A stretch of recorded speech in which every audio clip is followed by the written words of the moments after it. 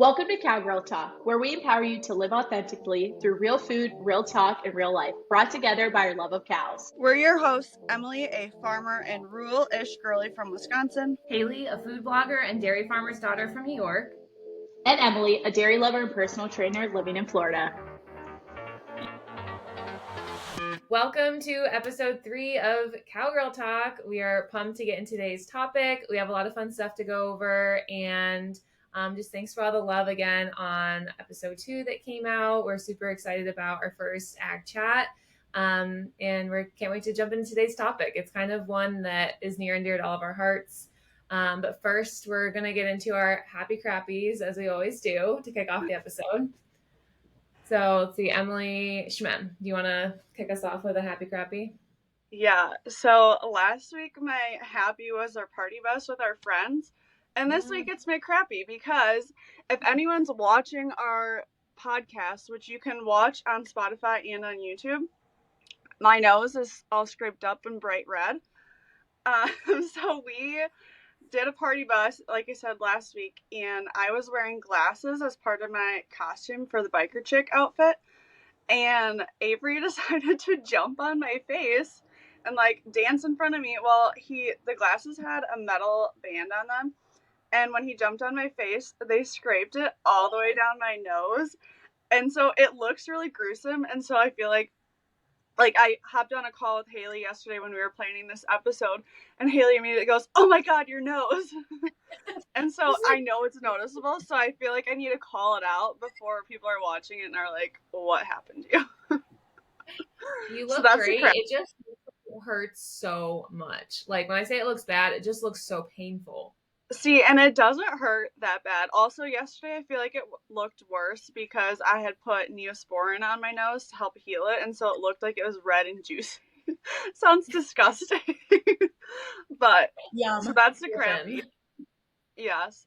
But the happy of my week is we had some rain, which is obviously not ideal during harvest, but because of that, I was able to not be in the scale house for a little bit, and I was able to go to some yoga classes, and I just love yoga so much, and so that was super fun. Yay. So that's my happy. Yay for some yoga and stretching and me time. Yes. Yoga is so difficult. I always am reminded of that whenever I try to jump in. It's like, this is hard. I take this because I think it's gonna be a nice break or like rest day or something. Like, this is freaking hard. Mm-hmm. Well, I went to a yin yoga class, which is like stretching for, like, you're holding the positions for 1 to 5 minutes and it's deep stretches, and I fell asleep during the class. Oh my gosh. Yeah. It was very zen, I guess.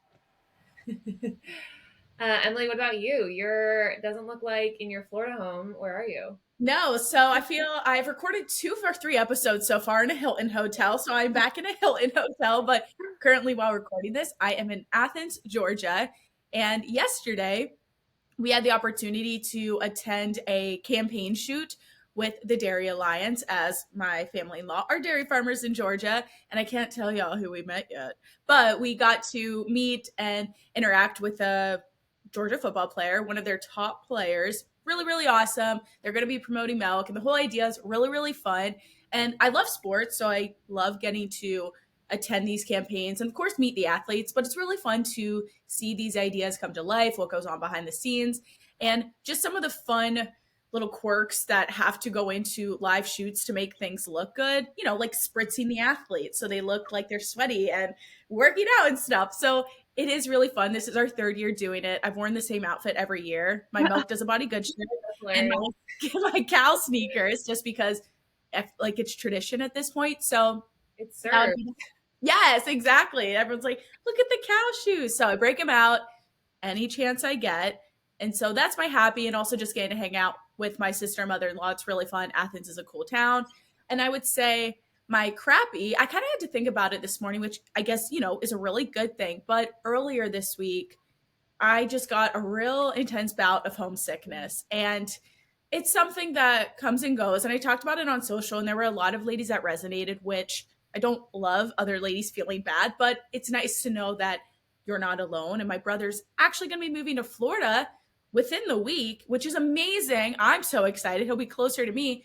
But then it made me sad of like, oh my gosh, our family's spreading out even more. And so like we talked about on social with a lot of ladies, it's a flow of emotions, and it's so cool that I have people to love in different places, but it's still hard. And yeah, it's something about growing up, right? It is. It's so weird when you posted that to your Instagram stories. That was, I think, the day I had spent the weekend with my mom, and I just dropped her off for like, and I was just like, yeah, it hit me in the feels too. It is just such a weird age and time of transitioning from, like, you're at that age now where you're not in college. You do want to spend time with family, not like, oh, I want to get away from my family. It's, I want to be surrounded by them more. So yeah, that's a good problem to have if you're close enough with your family to miss them. But Exactly. Like I'm so grateful that I have people to miss, and that I have amazing people here in the South and people that are back home in Pennsylvania as well. But aside from that sappiness, because it's an emotional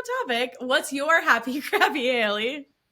Emily's like, let me divert the attention away. Yeah, I don't want to talk about it anymore. Let's not talk about it anymore. My crappy is, if you are watching on YouTube or Spotify, you see I'm in glasses, which I wear glasses sometimes if I'm feeling lazier on the weekends. But I got pink eye this week. I slept in my contacts, which transparently that's not the first time that's happened. I'm pretty bad about that stuff, but it bit me in the ass this time, and I think that's what happened. But you can see, if you watch my Instagram stories from yesterday, you can so clearly see. It was like in that video that I realized, like, whoa, I have pink eye. It looks terrible. So, I mean, that's not a big deal. It's just like, this is so annoying. I hate working out in my glasses. It's just like, feel less productive in my glasses too. I don't know why. It just feels like something hanging off my face, but whatever, a little annoyance of the week. And then my happy is, just like kind of in the groove of the work week, but I love looking forward to things. And even if it's small, and this weekend, my fiance and I and my father-in-law were going to up north a couple hours. Every year we attend this Rough Grouse National Banquet, which is interesting. It was never something I'm into, but my fiance and his dad are hunting guides. So they attend, they bring, men up from New York City, and they go out and hunt with all these dogs. But I love it because I just show up, and this hotel allows like all these dogs for the weekend. It's like a no pet hotel except for this one weekend, and all these hunting dogs are just in this hotel. And I bring my dogs. It's a nice banquet. I sell raffle tickets. I don't know. I just like started getting into the tradition of like really enjoying going to this every year. It's so pretty this time of year in New York where we go. So I'm looking forward to it. The food's great. Good vibes. I love it. Do you get to dress up? Yeah, like I dress up a little jazzy. It's nothing like black tie, but yeah, I get fall bougie with it. Okay, nice because dress moment. It reminds me, so we have a banquet for tractor pulling that we go to, and we'll talk about it, I'm sure, when we get closer to it, but I call it tractor prom, so I feel like you can call this like hunting prom. Hunting prom, yes. I just love like seeing everyone's dogs. There's so many different kinds, and it's just so funny that this hotel is like no pets all throughout the year except for this one weekend because they make so much money off of it. But I also feel like that's very cowgirl-ish of us, right? Like girly pop and cowgirl, tractor prom, hunting prom. Yeah. And we're also excited though to just play with dogs, right? Yeah. Isn't that just the story for everyone? Who cares about anything if there's dogs there? Eat good food, look cute. That's it. That's all that matters. It's a vibe. Love that. Yes. Cool. So we have a fun lineup of happy crappies. I guess, Emily, or Shmem, do you want to take us into our topic of today? For our conversation today, we thought it would be super fun to talk about life in your 20s and figuring out what the fuck to do with your career, because we all have our own entrepreneurial journeys, but we know that your 20s is a lot of self-discovery and figuring out what you want out of a career, figuring out what makes you happy, and all that stuff. And we've all gotten asked different things, and we're all in different parts of our journey as entrepreneurs in figuring out our careers. So we're going to start with Emily. Why don't you give us a brief synopsis of your entrepreneurial journey? We'll all share our own journeys and then go through just some questions of self-discovery that we've been through that might help you if you are in this whole situation like us. Yes, I like to think of myself as the oldest and wisest. Just kidding, but I am closer to 30. So if anyone's listening to this and like, hey, what about the 30s girls? Okay, we feel you. We know you can discover your life in many different stages. So we just all happen to be in our 20s, but don't want anyone else to feel like you don't get to be included. the conversation because I did get called out by a friend that I've had who, because I, in our first episode, said people in the 90s and the olden days, and she was like, excuse me. Yeah. Yeah. I'm glad someone called you out on that because it was funny. Like, bro, we're all 90s babies. And yeah, I'm almost 30. I'm almost 29. So I'm on the way there. Nothing to be worried about. But aside from that, in my little synopsis of how I got from graduating from Penn State to Dairy Girl Fitness, I grew up in the dairy industry. So my goal was always to be involved in dairy in some capacity. From growing up, I always thought dairy promotion or dairy marketing would be the things that are really interesting to me. And so I graduated from Penn State in 2017 with an ag business degree and dairy science specialization. And then where things started to kind of change for me in a way that I didn't expect is I moved south. I moved to Georgia, and then I moved to Florida because of my now husband. Their family is a dairy farm in Georgia. And so I became a Southern gal. Mm-hmm. And there is still dairy, of course, down here, just not in as large of a capacity as Pennsylvania. And so trying to find a career with what I was really interested in was really tough. So I honestly had 3 or 4 jobs post-college. I was a credit analyst at a bank. I worked at a dairy magazine doing subscription calls. I also, after college, right after, I had an animal health internship. And then before I went full-time with Dairy Girl Fitness, I was working at a feed mill that mostly serviced dairy farms in like Trenton, Florida. And throughout all of that, I just always felt a tug that I wanted to be doing something different. I wanted to be involved in dairy promotion. And so in the midst of all that, I started Dairy Girl Fitness Instagram page in 2018. And I really just kept working on building an audience, diving into that a little bit further to share my story of health and fitness, how I prioritize myself, walking the walk of, hey, dairy is healthy. It can be incorporated. And I started to realize I could do something with this. I could turn this into a full-time job. And I realized I could do that in the way of health and fitness coaching, right? Becoming an online personal trainer. And so I got my own online personal trainer. I got certified. I joined a group business program.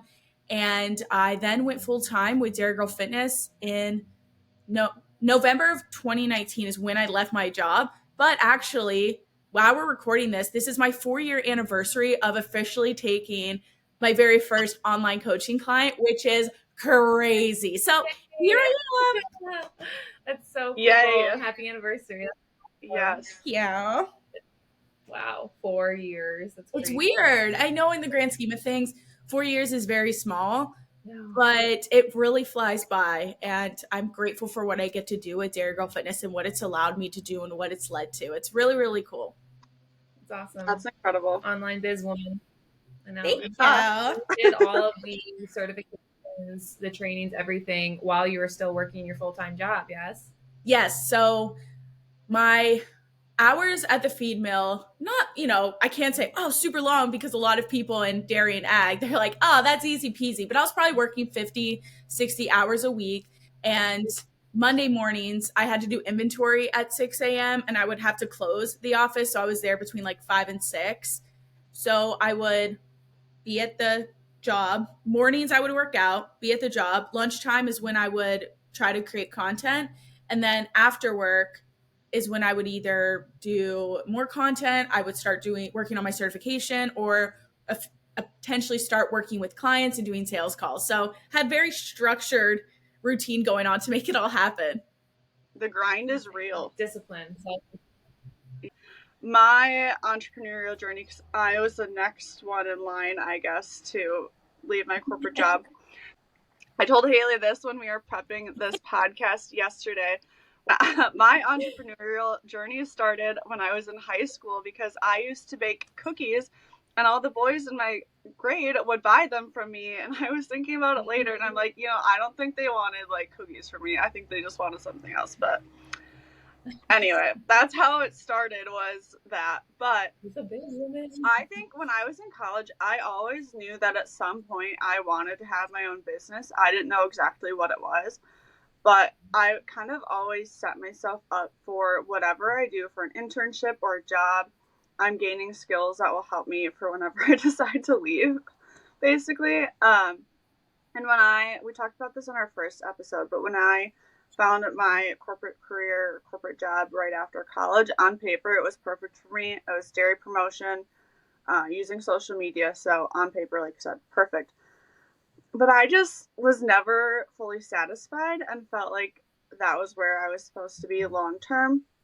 Different things happened towards the end of my time there, and I had gone to a retreat actually where we were talking about entrepreneurship and figuring that stuff out, and that was there when I was like, all right, I just need to make the leap.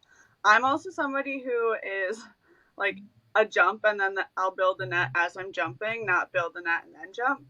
So I was at that retreat and I was like, all right, I just need to do it. So I built up some clients for freelance social media work as a way to be like, okay, I have income replacement.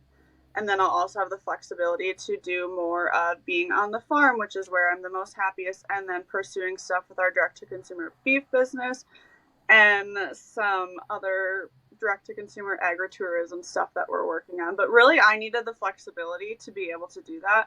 And so I took the skills that I already had of marketing, social media, found freelance clients, so then I could have the flexibility while pursuing my dreams. I love that because I think it'll, and we'll talk more about this in our conversation, but you knew from a young age, hey, I want to be an entrepreneur. So you always kind of had that goal. For me, this was never the plan. I mean, it's awesome and amazing, but I just never thought of it. So Haley, I'm curious then, what boat do you fall in? Or are you somewhere in between as you are most recent and newest, leaving the corporate world to do our own thing, girl? The baby. Yeah, it's crazy too because I've known you guys for a while and we've, worked closely together every day, but I didn't know some of these things until now. Yeah, so I guess the category I fall in, it's maybe a mix, but so I grew up in family businesses, like with our dairy farm and our ice cream business. And I think growing up in family businesses, you already are bit by that entrepreneurial bug, and you don't count your hours, you just work all the time, but it's fun because it's your own business. And I just grew up, around that all the time, milking cows in the morning and then scooping ice cream until late at night. And it's just fun. I love that. And each day you try to set new goals and get better. But I went off to college thinking I knew what kind of life I wanted. Like I wanted good house, family, like what's going to help me achieve that. So for me, that clear answer was I just need stable, secure job. Like I just want security in that. So I set off to college. And even like my classmates would ding me for this. I changed my mind every day, like literally every day. I was in my advisor's office every week. Just, I don't know what I'm going to do. Like, what should I do? And I think that all came from, honestly, I was exposed to so much in school. Like, yes, come from a little dairy in a little town. And then you go to Cornell and you're exposed to so many different facets of production ag. And that's the problem with agriculture. It's all so dang cool. Everything interested me. Like we went to California. I was like, well, I'm going to move here and be a carrot farmer now, obviously, because this is so cool. Thought I wanted to be a vet tech. I thought I wanted to work for USDA because both my parents had careers in that. Ag teacher, like you name it. I was just zigzagging all over with different internships and whatnot. And after graduation, I actually did an internship in Wisconsin on a large calf ranch because I still didn't know what I wanted to do. So I took a little over a month to go work on just a big calf facility just to get more exposure. And ultimately, like you, Emily, said, I worked probably 3 or 4 different jobs out of college. One for dairy promotion, dairy checkoff regionally. Another for a feed mill doing feed sales. That was my first sales role. And I was literally blessed the manager who hired me and saw something in me because they literally tossed me a pair of truck keys and all of the state of New York and said, go figure it out. And I was just shaking, pulling into farm driveways, trying to figure out how am I going to do this? I can talk to farmers, sure, but now I have to sell something. But again, great experience. And I loved my time working with everyone at the feed mill, just like you, Emily, great people. But there was always a time of, is this really like driving around on my route of stopping at farms? I'm like, is this it for like the rest of my life? I don't know. Something felt not like put together yet, empty. I was like, surely this isn't it. And then I transitioned through, companies by each other that landed me working in my last career in pharmaceutical and the animal health space for sales, huger territory, and I'm spending 4 nights a week in a hotel.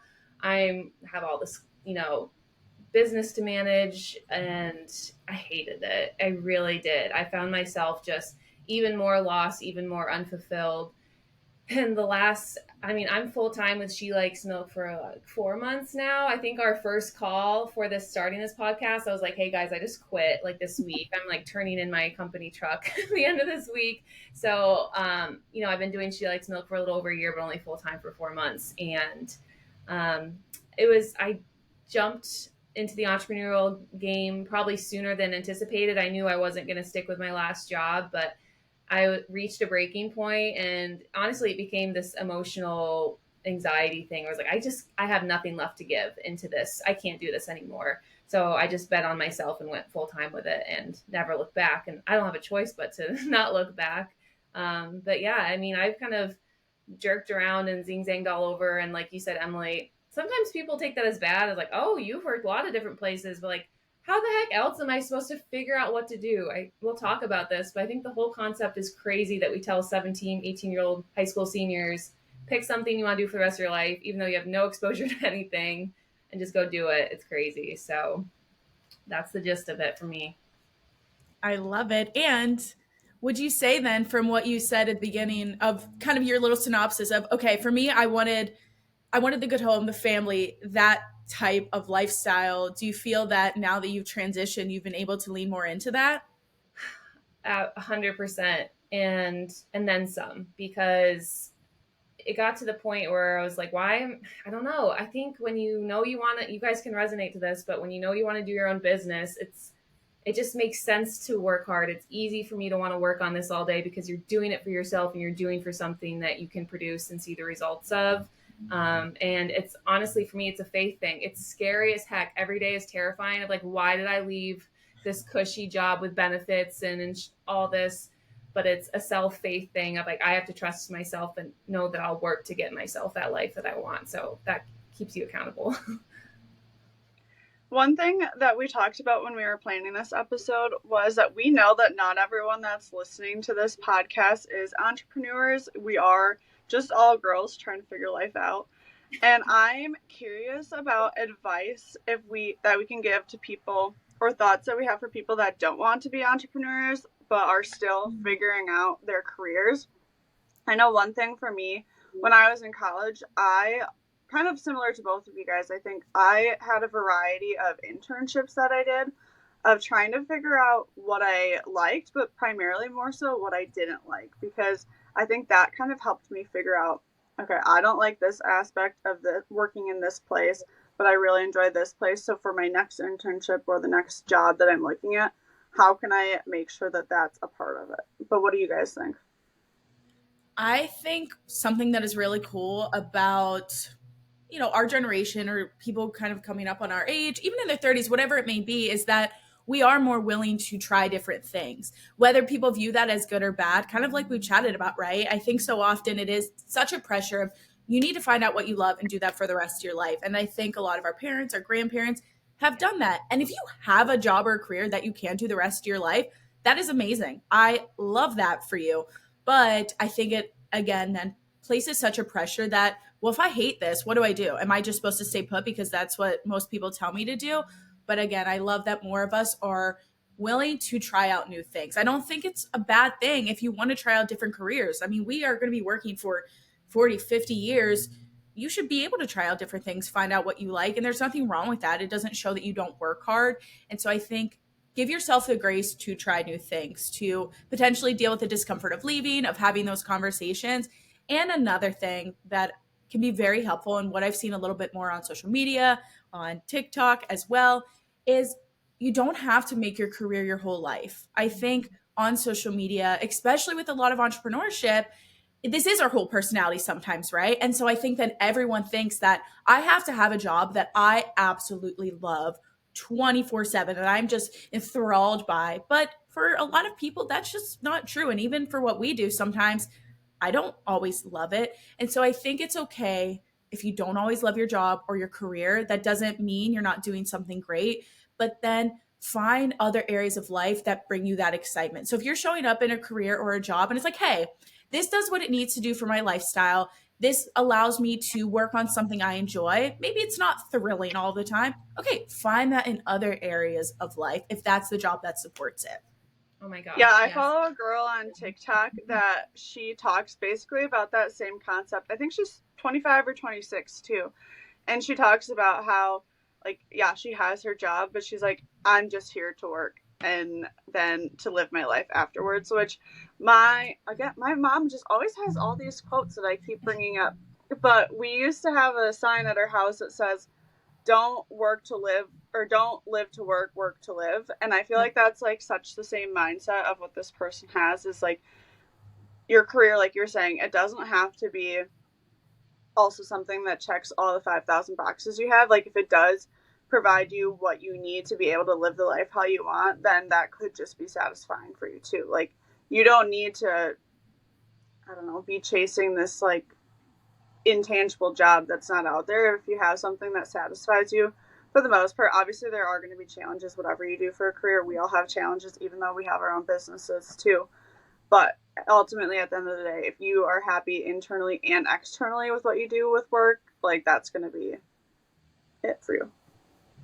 Yeah, I think overarching message too is, I love what you said, Emily, of like work is work. And sometimes it's just find something that, you know, you can clock into, it serves you, you can serve your skills and serve that company or that business with your skills, and then clock out and go live your life.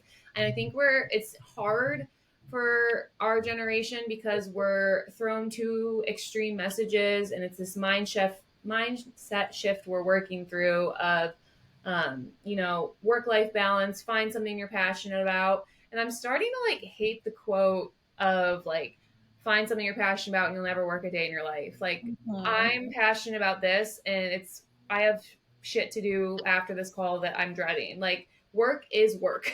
It's not going to be like sunshine and rainbows. And I love that you said that, and also the shift too of we're seeing everyone on TikTok living these elaborate lives that used to be only the Kardashians could obtain, or used to be only the highest of celebrities can, you know, have. But now all of a sudden, I feel like everyone's going to Europe and everyone's going to, you know, like Paris on the weekends and living these really elaborate lives. And it's like, how are you doing that?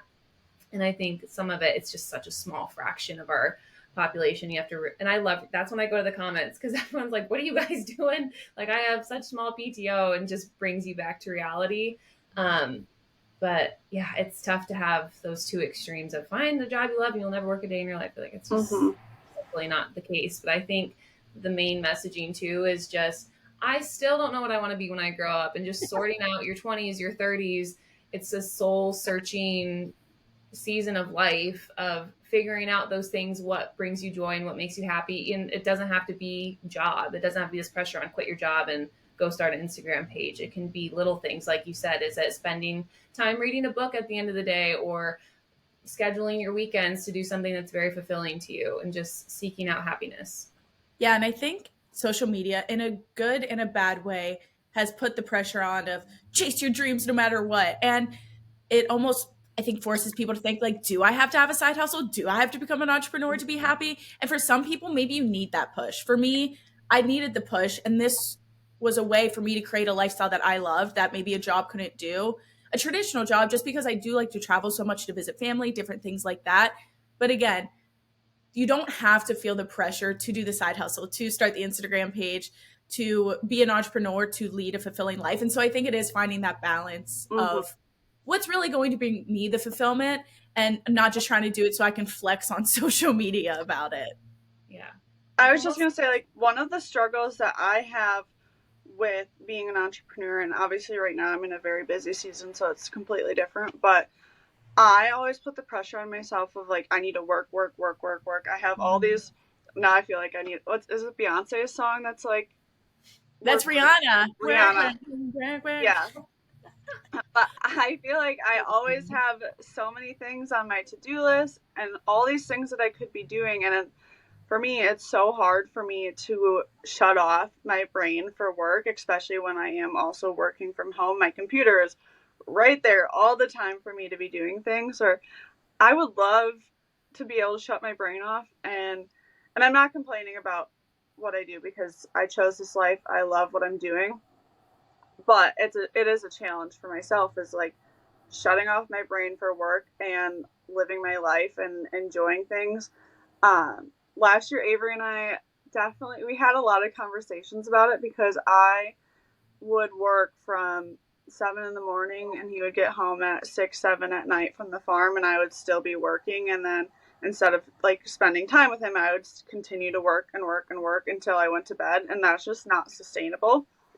And so I don't know, that's just a challenge that I have, but that's also something that you can create for yourself as work-life balance too, regardless of if you're an entrepreneur or if you have a corporate career. Is set those boundaries for what do you want outside of work, and then have those boundaries of, okay, once I reach this certain time of the day, or once I get XYZ things off my list, or it's the end of our, like for example with corporate hours, you have like your 8 to 4:30. It's 4:30. You're allowed to take the rest of your afternoon off. Like, you don't need to stay sitting at your computer and working extra, because while you might have stuff to do, your corporate hours are those hours. Like, you don't have to be working. So setting boundaries for yourself, I feel like, is also very helpful to be able to have that space to enjoy life. I'm curious if either of you felt this, that in college, it's just this weird season of everyone asking you, like, what do you think you want to do? Or what do you think you want to be? And I remember coming home to my dorm at the end of every day, and with a new, like, it's just this over pressure of just, what am I going to do, of like end game. And I don't know why I thought like, I'm going to graduate, get this job, and that's it. That's the end game. And then people stop asking you that once you're out of college, and it's like, well, you're in here in the system with the rest of us. Like, you're working, there it is.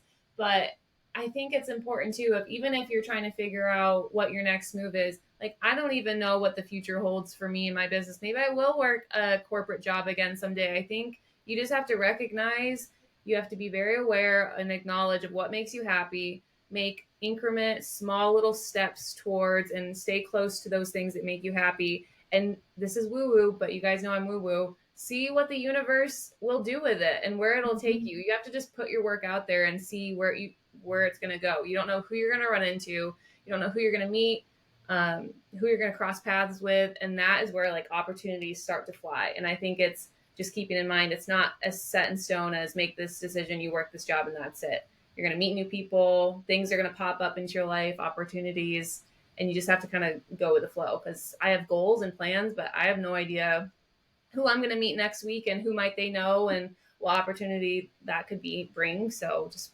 putting your work out into the world and seeing where it goes.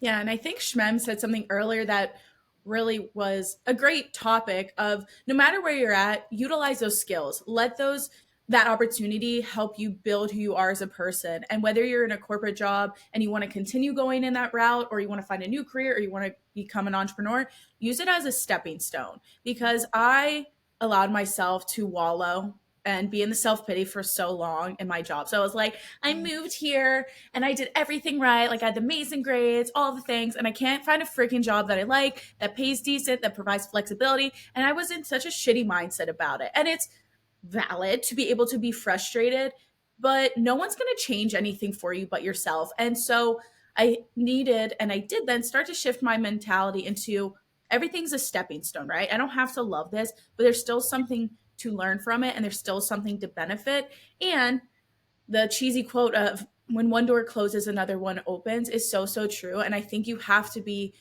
okay with knowing that even if you don't love it, it's temporary and something else could be in the works. Me moving to the South was never in the cards for me growing up, and having a bunch of kind of random jobs weren't necessarily the plan, but it forced me to start Dairy Girl Fitness. And this is what it's been able to lead into.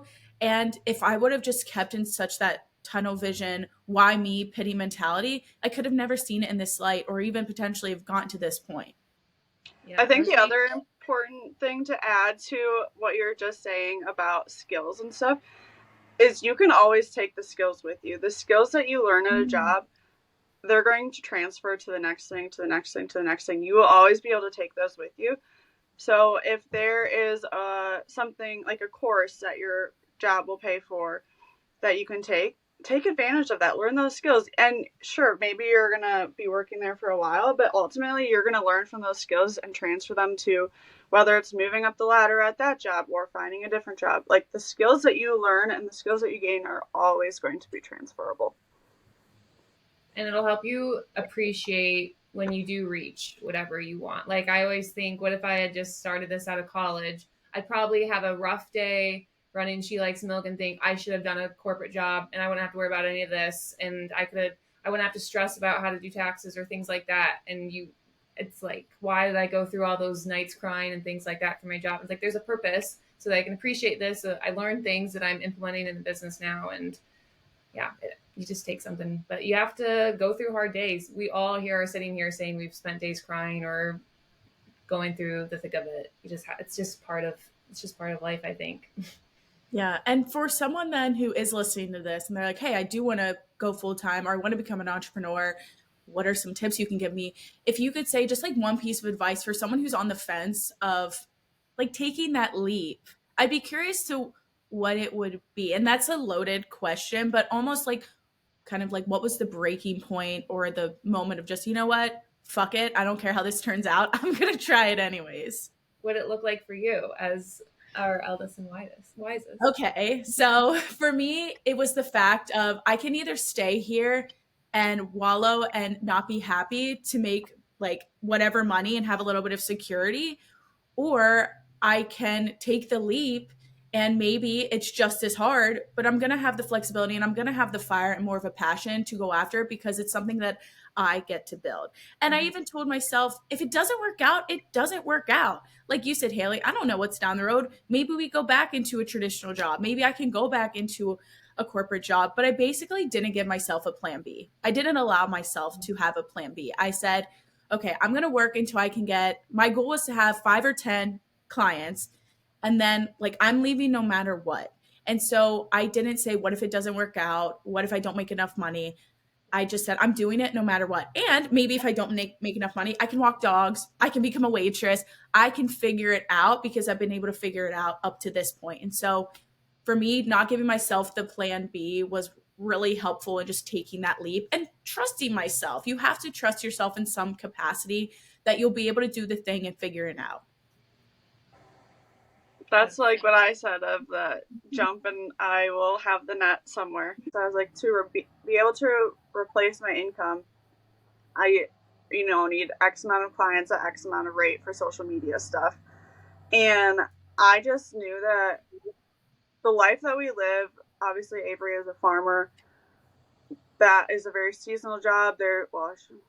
It's seasonal in some aspects and not in other aspects, but having the flexibility to be able to go out and ride with him in the combine in the middle of the day if I want to, and to be able to build the job or the business and stuff that I want and the dreams that I have for myself, I knew I needed the space to be able to do that. Space both in my mind of not focusing on solely my career, and then also just space in my schedule to do the work that I needed. And I was putting in way more hours than I should have. Going back to your corporate day ends at 4:30, clock out. I was not clocking out then until 6 or 6 or 7. And then I was working on my other stuff. And I'm like, why am I doing this? Like, it's not okay. And I think my realization, like I said, was at that retreat where I said to myself, you don't need to do this. I actually had a little mentee be there where I was like panicking. I'm like, I can't do this. This is horrible. I hate my job. Like, going through this whole saga situation. And everyone was like, so quit. You don't need to do this. You don't need to put yourself through this. And so I literally went home, and that week was like, this is not worth it. Again, I'll figure it out. Like you were saying, whether it's picking up social media clients to do freelance work for, whether it's going to be a bartender. It was going into the summer. So I was like, I'll just go be a bev cart girl at the golf course. Like, I'll figure something out. Yeah. So yeah, that was my fuck it, let's figure it out, let's move on moment. I love it. We all need one of those. I think, I mentioned you know, I didn't hate my job, like working with a female. I actually enjoyed it, but there's still part of me of like, ugh, I'm like missing something here. So that was when I started She Likes Milk at the beginning of just, I was like racking my brain of like, what's something I miss being creative? What's something I could do? So I would like bake things and take pictures of them, like not even reels, just pictures of them. And I was like, well, I'm gonna sell baked goods out of my kitchen. Like that's what I thought She Likes Milk was gonna be. I was like literally thought I had like this bakery name and I have this teeny little oven in my teeny house. And, yeah, I'm gonna like sell cookies to the local stores, and that's how I'm gonna quit my job and do. That's not at all what the freak happened, and I'm so glad it's not. But I had to take at least a step. Like you said, I could have just wallowed. I mean, like I hate this. I want to do something else. So I like took a step, even though it was the wrong step, it helped me figure out what my next step was going to be of, okay, there's X, Y, and Z options. Like once I looked into like kitchen licensing and stuff, I was like, yeah, I'm not doing this. Screw it. But then it pointed me in a different direction of ways. And then I hit a roadblock and then you pivot, roadblock, pivot. And then you get here. And like you say, you don't know what's next, but my advice would be is just start doing more of those things that make you happy. If it's crocheting or if it's fashion, if it's makeup, if it's, anything, gardening, start doing more of that, share it with the world. You know, social media is a way to do that, but that's that act of putting it out for the universe to consume. And it's scary to do because you tell yourself every day, no one cares, no one cares, no one wants to see this. That's not true. How many people are in this world? And you will find those people that care about gardening, crochet, makeup, whatever it is, and they want to consume what you have to put out, your gift. They care about your gift and they can't wait to see it. Start sharing it and then just see where that takes you. What's the next direction? And see where it blossoms. That would be my advice. I feel like my job exit was so traumatic. I guess where I came to my fuck it point was I literally said I had been just, it was really bad. Like I want to start crying thinking about it. I was just bawling every night. I had terrible anxiety every weekend. I just hated it so much. And it was like Monday morning after a week off of work. And I like opened up. I was just scared. I couldn't even walk by my home office without like my stomach flipping. I let it get to that point where it was so bad. And I shouldn't have let it get to that point. But I kept making excuses for myself of like, no, I got to do it. I got this degree. I got to use it. I got this good job. Like I should just stick with it because I think my ego was in the way of like, I can't be a bartender, or like I can't go clean offices, or I can't go work in a bakery somewhere or clean, like be a nanny. Like I can't do that when I have this good job. And finally my fiance sat me down and he's like you guys said, just quit. Finally, like you manifest it in your head that it's such a big deal, but really it took him saying, you're not going to die. No one's going to take our pets away. We have food. We have a roof. Like quit. Who cares? No one cares. It's like, yeah. So I called my boss and I quit. And I just like, yeah, I'll go. There's nothing prideful about being a bartender or waitressing while you pursue what makes you happy. That's, I think, the most admirable thing to go do. Do what you love and own it. Yeah. Own it. I was going to say, I just realized I never gave a piece of advice. And my piece of advice is that everything, like Emily said, and Haley too, is everything's figure outable. And what truly matters, going into the woo side of things, what truly matters is what makes you happy. And if you are so unhappy or unfulfilled in something, you can change. It's okay. Yeah. Like, you will figure stuff out. Ultimately, if you're not happy in your career or what you're doing, you're going to put that negative energy elsewhere as well. And it's just not a place that you need to be in. You can figure it out. You have the skills. You're capable to be happy. I think we should go on to our hot take of the week. And we would be so remiss to not join in on the conversations about Travis Kelce and Taylor Swift, because that's obviously a hot pop culture moment right now. And the hot take question is, I feel like I need a drum to do a little drum roll, is it for the media or is it real? I feel like they're both trained obviously very well in terms of how to interact with the media and the public. And so in any interview, I feel like they could turn it on or off in any capacity, people are going to take it and run with it. And so they know how to do that because, look, we're talking about it. Millions of people have talked about it. It can become very clickbaity. And so I think they've become very good of almost leading people on. But I don't know them very well, obviously, but they seem like decent, genuine people for as much as you can with that type of fame and money. And I just don't know, like, why would you fake it? They don't just seem necessarily like those type of people. It has driven up views for the NFL. So I can see also why people are like, this isn't real. It's literally just bringing in views.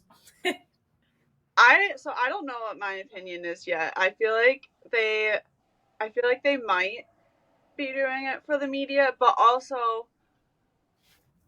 I don't know. It's TBD for me still. Do you like them?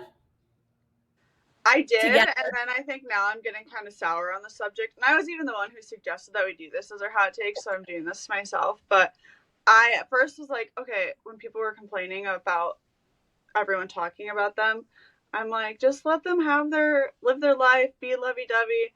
And now that it's 2-3 weeks later, kind of over it. But I also want to see how it plays out. Also, I was telling Haley this. There's a girl from my hometown who is dating Taylor Swift's brother, and I feel like I just want to be able to ask her more of the situation. Like, obviously, she probably has an in on what's going on, and I want her hot take. Taylor probably made an NDA. Oh, that's for sure. Speaking of NDAs for Taylor, I would love to be a fly on the wall in their meetings with their publicists, both of them, because I'm just so curious of what they say there. I think I'm to the part where it's like how I felt about the Barbie movie. I'm just tired of seeing things about it. Travis Kelce is everywhere. Every commercial, it's either him or Patrick Mahomes. And Travis Kelce is a beautiful human. He's so attractive, right? And he's very charismatic. I would love to meet him. But yeah, he's literally everywhere. Did you guys know he got kicked out of his college football team because he got caught smoking weed? That tracks. I feel like I could see that. Oh that was in their documentary. Avery watched it the other day, and the Kelce brothers documentary. Avery was watching it the other day, and I only caught the second half of it. And I feel like everyone loved them from that documentary, and I still have mixed emotions about them. But I also didn't watch the entire thing, so I don't know. Schmeck's a hater. I know. I'm tired of hopping on Facebook and like the AI photos are out of control of like accounts trying to make money off of shares and stuff where they'll like plop them in a scene and be like, headline, Taylor and Kelce caught leaving such and such. And it's like, this is fake. I like click on it and they're like morphed into it. I'm like, enough with the AI. Or it's like, I saw one where it was a bakery in Kansas City said, rumor is Taylor told Donna Kelce that she loves our cupcakes. Everyone can buy our cupcakes. And it was obviously completely a fake thing, but I'm like, I get it, you're doing it for marketing and you're trying to drive sales and all this stuff, and like, I props to you. But also, enough. I don't know, maybe I'm a pessimist about this thing too. Remember what you said, if we have negative energy, we don't want to put negative energy into the world, so. Yes, I know. Very true. I need to rein in my energy from this situation. It's not that I'm negative. I'm just, again, I just want to be a fly on the wall in conversation. Know what's going on. Well, I think that's it for this episode. We want to thank you guys for listening. Be sure to submit questions. We didn't completely do our question of the week segment, or our For the Girls is what we're going to call it, is For the Girls, because we're answering a For the Girlies question that you guys might have, because we wanted really more of answering some of the questions about entrepreneurship and figuring out jobs and stuff. But be sure to submit questions for us. We'd love to answer any questions that you guys have, whether it's girl talk conversations, agriculture conversations, agriculture questions. We're here for it all. And then don't forget to do you subscribe on Spotify? You follow. Don't forget to follow us on all the platforms. Subscribe where you subscribe. Do the things. Rate us. Send us love. Send us all the love. I love I love seeing how everyone listens. Like everyone's good multitaskers. Everyone's tagging us in things of them doing like so many different things while they're listening. It's cool to see. Yeah, I agree. Like bottling milk or packing eggs or driving around, all the things. Hot girl walks. So Cool. Hot girl walks. Okay, well, thanks for listening. We'll catch you in the next episode. Bye. Bye, guys.